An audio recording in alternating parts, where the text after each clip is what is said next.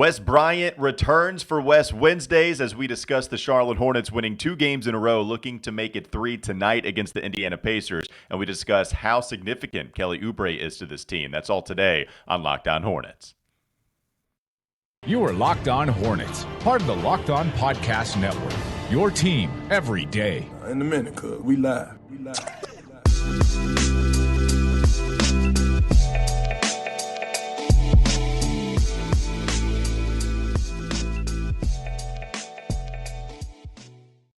It's Locked On Hornets. We're part of the Locked On Podcast Network. Your team every day, local experts on the #1 daily sports podcast network. Thanks for making Locked On Hornets your first listen every day. We're free and available on all platforms, and you can follow us on Twitter at Walker Mail, Doug Branson LOH, and the show handles on Twitter at Locked On Hornets. As you can see, if you're watching YouTube, if you haven't checked us out yet, I don't know what you're doing. You can check us out on YouTube. Not only can you listen to us, but you can watch us do all these crazy shenanigans as well. Wes Bryant joining us once again, Wes Wednesdays. Happy to have you back, man. How are you doing?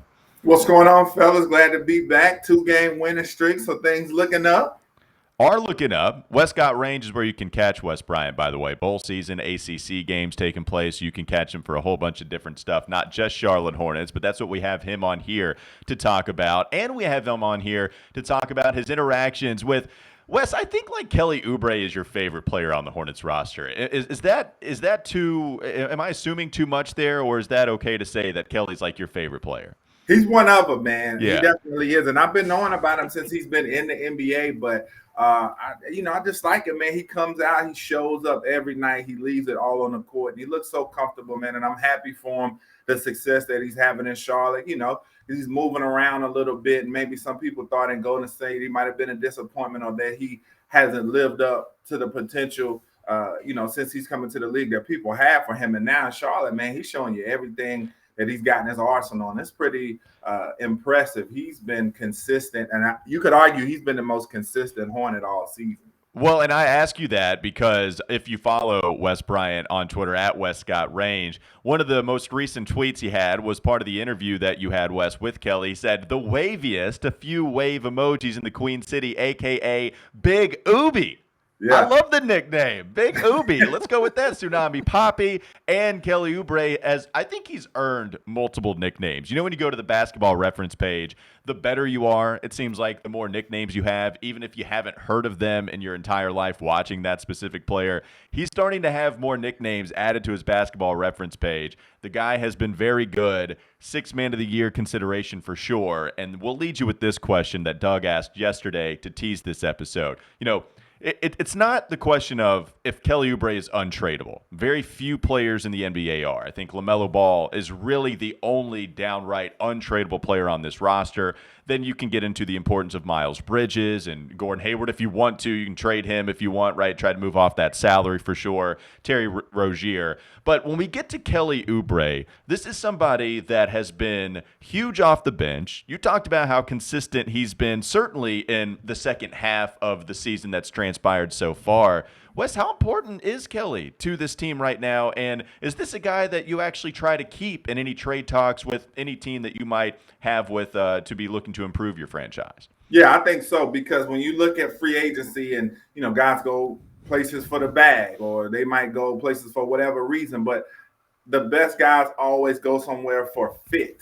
And so I think you couldn't ask for a better fit for a basketball team than Kelly has been with the Hornets, because as I've said earlier this season, I'm not sure how much that percentage has changed, but I know for a minute, 80% of his buckets were coming off of assists. And I know that he's one of the best catch and shoot players in the NBA when you really start digging into the analytics. When you're talking about this Hornets team, they're one of the best assist teams in basketball. This is an unselfish squad. They come down every possession looking for the best shot. They're not saying, here, LaMelo, okay, it's your turn now. Here, Gordon, it's your turn now. Here, Terry, it's your turn now. They work that ball around, and I think Kelly has earned the trust of his teammates, and he trusts them to put him in the best positions, because it feels like every time he puts the basketball up and he has a good look at the bucket, I feel like it's cash. Like I said on the broadcast, I start getting my fingers ready for that chef's kiss. And then, as I said, once he starts to put the ball on the ground and can take you off the dribble, because he's a tremendous athlete as well, when he's doing that, there's no guarding the guy. Okay, so I mean, you love everything he brings to the table, and he's quite a character. When he said in that interview that you referenced that he feels like that he is a anime character because the celebration he did after that dunk the other night, I knew that looked like some type of power up or something like that. So that's the type of stuff that he's into. I like it, man. He just seems like a very unassuming guy, even though fashion wise he definitely brings it. But he's just a guy that brings his lunch pail to work every day, man, and he gives you everything he's got, diving for loose balls, trying to make plays on defense, hitting threes. I mean, he's been doing it all. So I think if you are the Hornets, you cannot get rid of him because he's one of the guys that really makes their offense flow with the way he benefits from the way the Hornets pass the ball. I agree, and I think a lot of people that responded to my tweet agree as well that it's a player you should think really hard about moving because he does play within the context of what the Hornets are trying to do. He plays such an essential role. And I want to go back to something that you mentioned before we got into this question, expectations. How much have the expectations played into Kelly's improvement this season? Because if you look at the numbers, he's improved his field goal percentage a couple of points. His 3-point percentage has gone way up, but generally everything else he's providing is similar to what he provided in Golden State. But it just seems like with the Hornets, it's more appreciated, and there's not those expectations that he should do so much more than what he's doing. How much do you think that's played into just his mentality this season? Yeah, I think when he comes to a place, you go to Golden State, and Golden State was in a spot where people weren't necessarily expecting championship, but people were waiting to see what he could do, especially with no Klay Thompson there. You could argue that some might have expected him to deliver that type of production. And then, like I said, when you're in a place where it's championship or bust, most seasons as it's become for them late, it can be a little bit much, and fans may expect a little bit too much.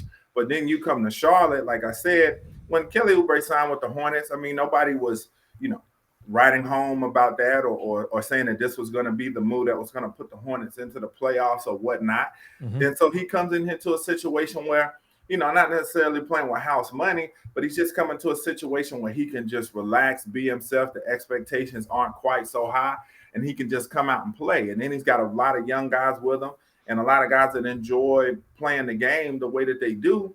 And then I'm, assuming that once he got in, saw the way these guys love to pass the ball, they don't care who's getting off on what night. And again, he always seems to be in the right place at the right time. He gets so many good looks playing in this offense, and I think that benefits him as well. So, I mean, what's not to love about it? And I think for him, this is just a place that he could come. It's kind of like a microcosm of the city of Charlotte. We're like a big city, but we don't get the accolades and the acclaim of other big cities. It's a place that you can come and enjoy the amenities of being in a big city, but it's not, just what's the word I'm looking for? It just doesn't, we don't eat our people alive like a lot of cities. Right. You know what I'm saying? Yeah, New York, LA. The Knicks, and they're like, oh, you only had 15 tonight. Like, we hate you. Right. Unless your name's Gordon Hayward. Gordon Hayward, he seems to get a lot more heat. And I think that goes to the expectations. I think there are a lot of expectations on Gordon Hayward that fans don't necessarily transfer to Kelly Oubre. And so you have two players who are giving you generally, I think, similar production, but one is viewed differently because of contract size and because of expectations. Yeah.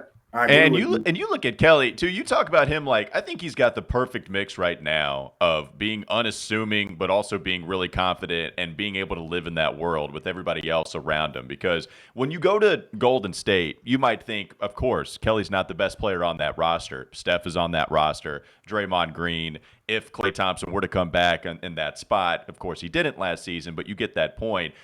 Still, even with that being said, Kelly probably is fourth. Right, on that roster. And when you're talking about a team with high expectations trying to compete for the postseason, you expect a lot out of Kelly, especially with Andrew Wiggins and the stigma around him being the bust when he was drafted number one, even if he was having a good season this year. You go back to last season, we still had that kind of mindset for Andrew Wiggins. You come here to Charlotte, it's funny because they're not as good as Golden State. They're not as highly thought of, but LaMelo Ball is clearly ahead. And then you have a lot of depth that kind of meshes with one another where we're not exactly sure who's the second, who's the third, who's the fourth, who's the fifth. And that's just some nice camouflage for Kelly to be able to live comfortably and be cool with it. That you talk about, I just think him being the anime character, powering up, diving in the lane for dunks, being able to hit these threes, and the spotlight's not going to be all the time on him. Instead, it's going to be on LaMelo, who is a star. It's going to be on, Gordon Hayward, for better or worse. It's going to be on Terry Rozier when he goes for 27. It's a good situation, and I think Kelly saw that right from the get-go, and it's why as soon as he signed here in Charlotte, I didn't take it as just player speak, cliche. Oh, I can't wait to make a home here. I can't wait to make a career here in Charlotte. It felt like he genuinely meant, this is where I want to be for a long time, because I see the growth and I see the opportunities for a player like myself. Yeah, I love it, man. And as I said, he's just a guy that when you pay your money for your ticket to go out there and see the Hornets, you know that he's going to give you maximum effort every night. And he's just been so productive. And the thing is, the guy doesn't seem like he gets tired. It's like, a guy that comes off the bench and doesn't play starters minutes. And then when guys go out and he has to play 38, 40 minutes or something like that. And I mean, he's out there just playing his heart out and looks like, he isn't tired in the least, man. So this is a guy that's just really a blue collar guy that any city could get behind. He's always been real cool, just listening to talk via interview or press conferences or whatever. I was skeptical of the signing. I liked it enough, but I wasn't a huge fan of it. Yeah. But certainly he's outperformed my expectations. And offensively, the consistency to remain at the level in which it is, and the fact that it's gone over like the last month and a half, that's been really impressive. Big Oobie. Yeah, Big Oobie. Big Oobie. Is that his? Did you assign him that nickname, or is that something? Did. That's great, man. Coming from locker room culture, you know what I'm saying? Everybody gets a nickname. And I remember Lil Jon songs. I guess it was somebody in his clique named Big Oobie. He would always yell it out. Oh, that makes me happy. So then, yeah. So then, when Oubre started playing, man, it just came to me. I just started saying Big Oobie. We're gonna adopt that. I mean, it's great. Now it's all good. Now, if LaMelo throws it up to Kelly, is it an alley-oobie? Oh, yes. Is that an alley-oobie? I like that. Alley-oobie. We're doing great things here on Locked On Hornets. Yeah, that's it. Then we'll trade. We're gonna exchange things here on the show. We're doing great things on Locked On Hornets. Check us out, not only on Apple, not only on Spotify. You can check us out on YouTube, where we're making nicknames, we're making catchphrases. Eric Collins getting material from us, should be at least. We appreciate you joining us here on the Locked On Hornets podcast. Also appreciate it if you check out Truebill. You know why free trials renew without your consent. It's a business scam out to get you. So don't let greedy corporations pocket your money. Instead, download Truebill to take control of your subscriptions. Truebill is the new app that helps you identify and stop paying for subscriptions you don't want, need, or simply forgot about. And on average, people save up to $720 a year with Truebill. Don't fall for those subscription scams anymore. Start canceling today at Truebill.com/LockedOnNBA. Go right now. Truebill.com/LockedOnNBA. It could save you thousands a year. Truebill.com/LockedOnNBA. Wes Bryant has added to his fashion wardrobe. We talk about that next on Locked On Hornets. This is Locked On Hornets. You give them the pink to let them know you have a little bit of a softer side, but you give them the black to let them know it's still real out here. Don't run up on me, okay? I just got to let you know it's still real. It's time for more of the Locked On Hornets podcast.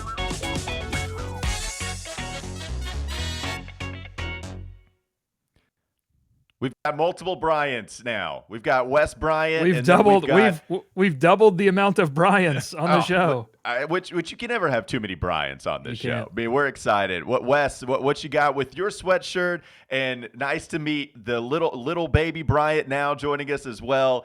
Great to see all of this, especially with the starter jacket and the sweatshirt.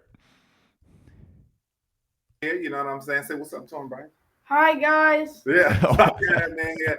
Got to lead by example, when you're a father. So bringing him in, let him see what dad does. He's got his jacket straight from the Hornets team shop. I don't know how good they can see that. Oh, but, that's great. Dad spoils the little one. So when I go in there, you can tell that before showtime, normally after we get done with our meetings and I get out of the press conferences and stuff like that, I might, head over to the team shop and see what's going on in there. And I can't get me right and not get the little one right, too. So I had to get his jacket, Excellent. Just like the game said, like father, like son. And I appreciate you doing that and letting that live right here on Locked On Hornets. Now, I said you added to the wardrobe. I saw you tweet out, Wes, So you got the Pumas, man. You got the Yeah. Mellows. I don't know what Doug and I have joked about, by the way, is that every time, I think this has been pretty consistent. Every time you join us, there is a brief moment in which you leave the camera to go get something for Hornets Show and Tell, and then you bring it, and then you allow us to all see it on the video. I don't know if you have them on deck. I'm not going to send you out there if they're like somewhere tucked away. But tell me, how do you like the Pumas now that you have them in your possession? Hey, it's show and tell. Hold on, fellas. Yes, that's excellent. And now we've got we still have a Bryant though. We should ask some questions. You still got the little one. That's right. All right. And Let's go ahead and see the shoes, man. You talking about baby Bryant? This rascal wear 9.5, man. You know what I'm saying? Yeah, baby. Yeah, man. You see him, man. You see the box. There you go. Crazy. So are you keeping those in the box then, Wes? No. These will be. I'm a true sneakerhead, man. I'm not one of these guys sitting up here collecting and all that. You know what I'm saying? I get the shoe, man. I'm wearing it. See, now it's a lot. It's all one color, and yeah, that's pretty cool to see the rare on the bottom of it. Yeah. But I do love like the wings that are going across the back. I know David Walker, who joins us a lot, is all about this too, of course. But it's the wings on the back, man. They look pretty fresh. How do they feel? Have you worn them yet? They are super comfortable, man. And I'm normally a big Nike guy by nature. I always have been, and always will be. But man, I'm not afraid to branch out, especially when it's a classic shoe, classic players. I got a few pair of Iversons, things like that. But getting back to the Mellows. I have been waiting on those for a while because he had been wearing them for so long. And I got a friend of mine, and me and him are both avid sneaker guys. And I was like, when are the little Mellows coming out? I'm like, he's been wearing them forever. And we kept checking his feet like since he was a rookie. I was like, what's he wearing? What's he wearing? And then when they announced the shoe and he started wearing them, then I was like, hey, listen, Queen City, we don't get a lot of signature shoe guys around here. So I said, I got to get them when they come out. And so I got them, and I've worn them once. I'm going to actually wear them today. Actually, I'll be out and about, man, but they are really comfortable, man. That's great. All right. Well, now we have to go to the list, right? We have a new top 5 list, the top 5 comebacks. Let's hear the top 5 comebacks according to Wes Bryant that you put out on this list. What was this, the most recent Houston Rockets game? Yeah, this was before the Rockets game, and we did this in honor of the plus 25 fourth quarter that the Hornets had to get that win against the Nuggets. So we went with that 5, man. At 5, we went with a little above the rim action. The Bombers beating the Birdmen. You fellas up to speed with above the rim? Not only Belle Biv DeVoe's above the rim. That's the only one I know. Listen, basketball movies, hood classic. You got to watch it. Tupac Shakur is the coach of the Birdmen. We're talking Kyle Watson's scholarship on the line. Some people, it was rumored that he might have been based off of Allen Iverson, but his scholarship was in jeopardy. Tupac wasn't playing fair. He said, listen, if you don't play for my team, you're not going to play for anybody. Thomas Shepard, whose friend passed in the opening scene of the movie and gave up basketball completely because of it, because they were hooping. He comes out of nowhere after telling people forever that he wasn't going to coach, he wasn't going to play, comes out to the tournament, okay, corduroy pants, thermal top. His old high school coach, who had been begging him to play, kept him on the roster for the whole tournament. He comes out of the Cavs, second half, 15 straight buckets and a game-winning assist. Come back to the century. Tupac kicking the bench. Wood Harris is out there flipping people, undercutting people, doing all kind of dirty stuff. He tries to get some physical payback after the game, after the Bombers won, but the cops took care of that, man. So that was a heck of a comeback. It has some above the rim if you've never seen it. I'm going to add it to my streaming list. It has some interesting cameos. Bill Raftery's in this movie. Yeah, you got it. Yeah, it's such a good classic, and the soundtrack was phenomenal. Death Row did the soundtrack, so you know it's dope. And this was Death Row in the heyday.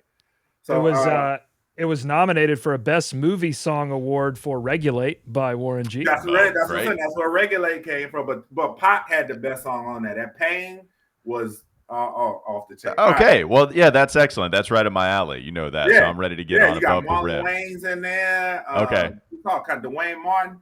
Anyway, so then number 4, I went cornrows and braids. Because that's a after great comeback. Iverson, a little bit after Iverson, it took a little bit of a break. You kind of might have got clowned a little bit coming out with the cornrows, but now they started making a comeback. You see, Rozier has his braid designs. That's right. Different guys wearing their stuff. All right. Then number 3, we went with the vintage sportswear, man. Look. Huge comeback. I mean, especially for Charlotte, like that's right up our alley. Like we know all about that here in Charlotte. Yeah, I see guys on Instagram with stuff, man. And I was down in Greenville last week, and they had stores, man. They had T-shirts look like they were from the 90s, going for 50, 150. Man, I had some of the dopest T-shirts, man. When I was a kid, I was like, man, if I'd have kept those things, I would have had some money in my pockets. I love the vintage sportswear. One thing I don't appreciate in Hornets land is the Kobe Bryant 8 Hornets jersey. I'm not about it. I don't like to see it in the arena. It's not funny to me. Yeah, that's one of the reasons I got this one, because I love the retro design of it. Like from back in the day. Oh, of course. Through the hoop, I love it. Then number 2, man, I went with Rocky 4. Okay. Huge. Rocky, I mean, he was getting beat down, going to rush to avenge his friend, working out in the snow, getting the brakes beat off of him in the match, and then he battles back and knocks down the Big Russian. I mean, come on now. So I saw on Twitter that fight between Drago and Rocky happened on Christmas Day. So is Rocky 4 a Christmas movie? Oh, goodness gracious. That's a nice debate. Doug is on a mission to make every movie that's ever been made a Christmas movie, and it won't stop. We're past Christmas, Doug. I'm taking this away from you. Get away. Let's hear number 1, Wes. Number 1, man, listen. Every pair of Air Jordans was number 1, okay? They all you can't find them. You can't get them. You're throwing phones. You throwing computers when you take the L on the Nike app, okay? Listen, I mean, I got a pair actually last week that I came up on that was like new for under retail, which is a steal, man, because they're so hard to get. Like those cool grays that came out on December 11th, I think it was. Mm-hmm. I wanted those really bad, took the L on them big time, you know what I'm saying? And now if you want to just like so many others. Yeah, you got to pay $450 for them. So yeah, man, I had to put every pair of Jordans a tie. Every one of them that comes out, they just sell out the store. Well, that's a great list. I don't have any problem with any of those, right? Like, I need to get on above the rim, but the rest of the 4 that I knew about, excellent list of comebacks. Appreciate you joining us on the show, Wes Got Range. Appreciate your kid. By the way, speaking of not so baby Brian, if he's wearing 9.5 shoes, can he beat you in basketball already, Wes? Like, is that happening as it stands right now? No, but he actually wasn't, man. He's getting ready to start telling. I'm actually getting ready to start playing basketball for my own school. Do you think? All right, perfect. Excellent. Yes. He can hoop pretty good, man. I actually he went through a little spurt where he was really good, and then he took a step back a little bit, lost his confidence a little bit. Then I told him, just go out there and just have fun and just be you. Man, I unleashed that boy on the court. He out there, I call him Baby Draymond. He out there staring people down, yelling, pounding his chest, and I don't tell him to do any of this stuff. It just comes naturally to him, which he did kind of get it naturally from dad. Well, who do you model your game after? Like when you watch the NBA, you think, yeah, I want to play like that player. I'd probably have to say LaMelo Ball. There you go. Perfect. All right, excellent. Bring it back on the show. Excellent. Hey, you made the most of your opportunity here on Locked On Hornets. Wes did as well, like he does every single Wes Wednesday. Always appreciate Wes Bryant hopping on with us here, Locked On Hornets. Again, follow that man on Twitter. He covers not only the Charlotte Hornets at a high level, but he also does it with ACC sports, college basketball, college football, which is starting to wrap up here. We appreciate you, Wes. Thanks so much, man. No doubt, too, man. Tell him Instagram. I need to get my Instagram followers. Okay. Wes Got Range 704, man. Wes Got Range 704. You heard the man. Follow him on the gram. Follow him on Twitter. Anywhere you can find him. All right, Wes. Appreciate you once again. Appreciate him hopping on the Locked On Hornets podcast. Appreciate you listening to the Locked On Hornets podcast as well. Thanks to Baby Bryant. My bad. That's my fault. I should have shout out Baby Bryant as well. All right, let's get you covered for the holiday season. That's what BetOnline is here to do. They have more odds and lines than ever before as football continues its march through the college bowl season and the pro football playoffs. It remains your number one spot for all the sports action this season, and you can head to the website or use your mobile device to sign up today and receive your 50% welcome welcome bonus on your first deposit. Just use promo code LOCKEDON to receive your bonus from basketball, football, NHL, boxing, UFC, right to your favorite Vegas casino games. You don't have to wait to take advantage of all the amazing offers available for the 2021-2022 season. BetOnline is the fastest and the easiest way to bet on all your favorite sports, so don't wait to take advantage of all the new amazing offers available. BetOnline, it's where the game starts. And afterwards, as you're still enjoying the holiday season, Hollywood season, I don't know why I said Hollywood, holiday season, it's the New Year's. That means the New Year's resolutions are in full effect. If yours is about getting fit, or even just eating healthier, make sure you include Built Bar, a part of that plan. Built Bar is the protein bar that tastes like a candy bar, maybe even better than a candy bar, but it's high in protein, it's high in fiber, but it's low in calories and it's low in sugar. And the best part is that it tastes so good. The limited time flavors, whether you want something light, like one of the puff flavors they have, or whether you just want a straight up candy bar, double chocolate, salted caramel, it's all extremely good. Go to built.com, use promo code locked on and get 15% off your order. Again, use promo code locked15 is the promo code. The script is messed up. Locked15. Use promo code locked15 for 15% off at built.com. One more segment to go here on the Locked On Hornets podcast. This is Locked On Hornets. We just flat out eat some noodles on Thanksgiving, and they're really good. That's a new one. I really haven't heard of people just doing some straight nudes on Thanksgiving. Yes. Is there some Italian background in your family? Is that why nudes show up? No, I don't think so. Just some straight Anglican nudes. It's time for more of the Locked On Hornets podcast. Don't blame your tools. Hey, look, I'm just telling you. I'm reading. It says use promo code, and then it gave me nothing. If we want to give the support to the sponsor, a real professional would have subbed it in immediately. Would have I did. I tried to make up a promo code. I went with Locked On. I thought that might work, and instead, enter Baby Bryant. Yeah, Baby Bryant. I think, is he the first kid ever to appear on Locked On Hornets? Have we because we have not had an appearance from your baby yet. We have not. No. I don't think we've had an appearance from David Walker's kids. No, so that might be the first kid. We're still shopping for representation. My baby needs an agent before she comes on the show. I want to make sure she's getting properly compensated. So no, I think that's it. I think that is the first. I don't know if we've broken any kind of regulations or anything. We'll have to look into it, get the lawyers on it. Hey, I want to read some of the replies to my tweet.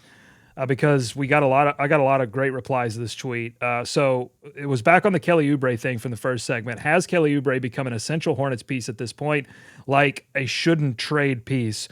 At Carto the Hero says he's upping his value and I love it. LaMelo, Miles, and Gordon are the only untouchables for me if going deep this season is the plan at least. One Note Poet says, yes, stay. He's part of this brand. Melo, Miles, Kelly, Cody, Jalen, Bouknight. I love that. I love that fans are really coalescing around multiple players this season as saying, hey, this is the Hornets brand. I really love that. One more from, I got to shout out Nada for coming on and splashing water on my tweet. He's always good for that. Yeah. He says, no, considering the only don't trade piece on the roster is LaMelo. You're just grading on a curve at this point. Wah, wah. That's not a man. Yo, he's got to keep everything in check. That's for sure. Which it's not wrong, I guess. I mean, as far as the most untradeable player. But I understand your question. It's, do you exhaust every opportunity to keep Kelly Oubre in a potential trade, at least that you think you're improving your team?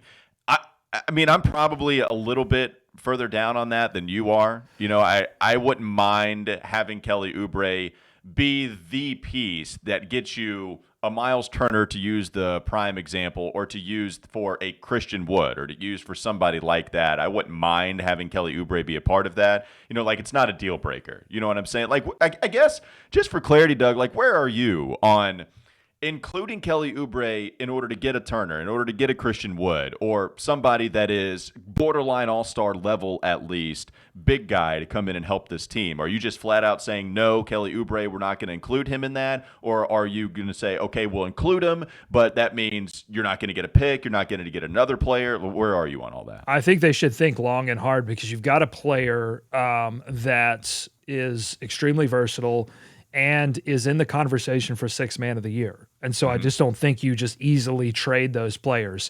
But I think you do consider it only because you do have this massive hole at center that I think will absolutely prevent you from achieving a playoff series win.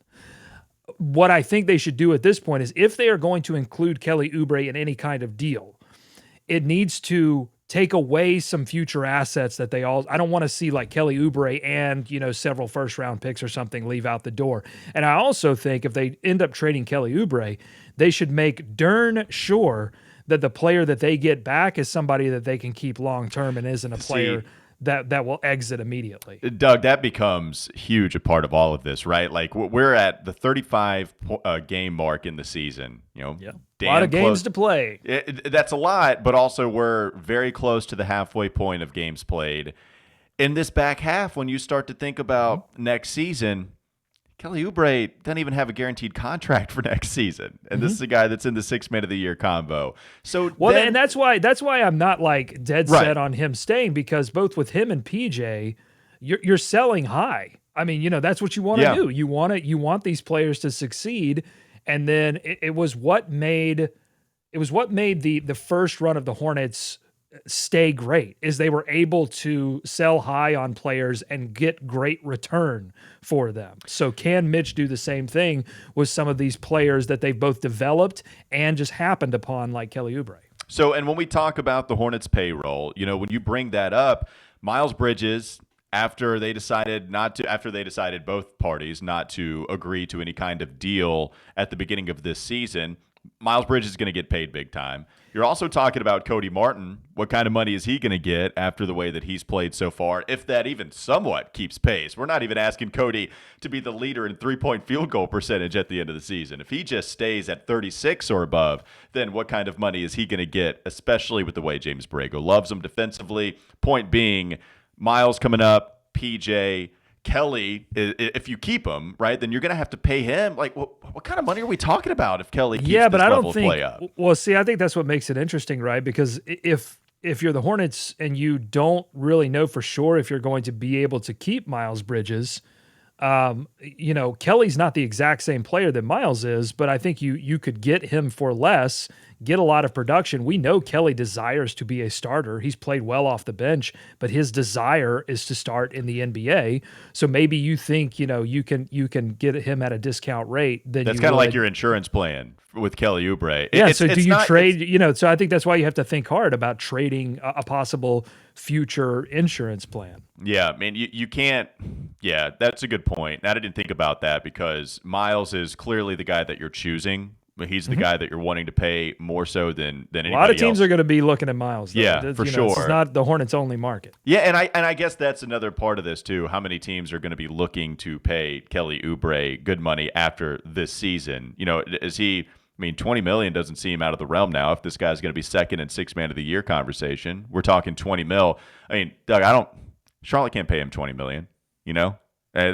So Miles has to be that guy, and then that's why I think the selling high part of this seems pretty smart to me. And that's not to say that I have not been impressed with Kelly. It's just like, this is he can't be no, we're not going to make this deal because Kelly's too valuable. I think that's where, to me, you can exhaust every opportunity to try to keep him. Hey, let's avert the attention away and get that away from Kelly. And if they still zero in on Oubre or Big Oobie, then I still think you're going to have to trade him. All right, that'll do it for Locked On Hornets. Appreciate you joining us here on the Locked On Podcast Network, making it your first listen every single day. Now make sure you make Locked On Bets your second listen every day. It's your daily one-stop shop for all your gambling needs. Locked On Bets, hosted by your boy Q, with expert analysis and insight from Lee Sterling. It's free and available on all platforms. Have a great rest of your day. Julian Council should be back on the podcast with us tomorrow, so make sure you check that out. We'll be back with you then, a part of the Locked On Hornets podcast.